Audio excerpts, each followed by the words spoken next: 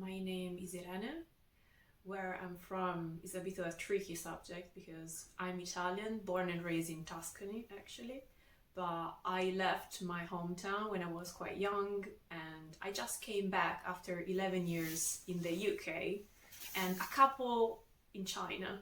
So I'm a bit of a nomad and so you might think silent steps and walking around to be sort of a perfect match for me. And that's what I thought as well.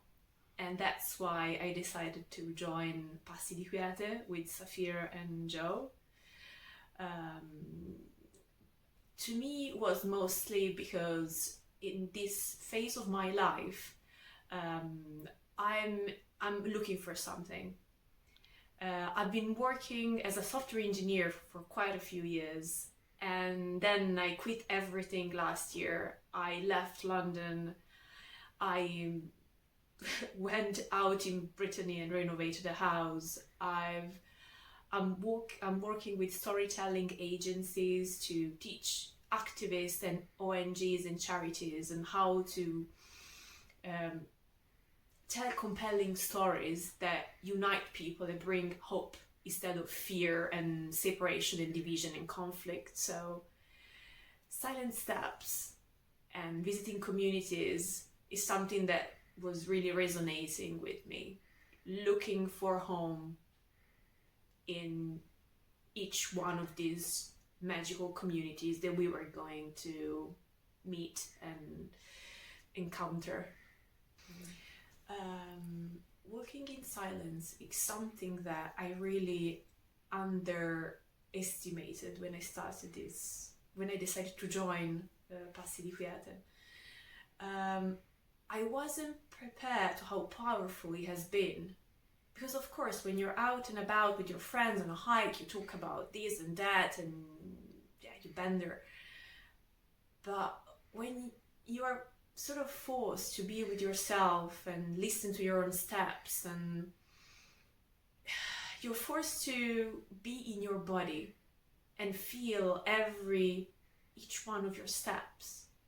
And mostly the thing that I valued the most was a technique that Safir taught us about, which was be inside your hands, and even keeping your hands in a certain way while you're walking. So it's either this, pretty much walking like this, or like this. And when you focus on your hands, you keep your energy and your attention there, and it really changes your relationship with each step. And of course, you're walking in silence, so is your mind gets busy with past and future, and also, to be fair, we're not just like wandering around in the forest like a bunch of like merry little ponies. We This is quite tough, and that's why it's beautiful, because you have your uphill, your climb, and then you have you're going downhill in the rain, and you're all together, and you have to be aware of the person in front of you, the one behind you, and your own body moving in the space. And you're always present. There's nowhere else where you can be. You're there. And when you get to the next community, the feeling is that you've been in trance, that you've been in another dimension up until there. And then you enter a community which is a new completely bunch of people and input and magic and another parallel dimension. So it's been a journey, minute by minute, step by step. One thing that it wasn't completely explained in the description of this journey, this trip that we had together, is how powerful it is on an emotional level.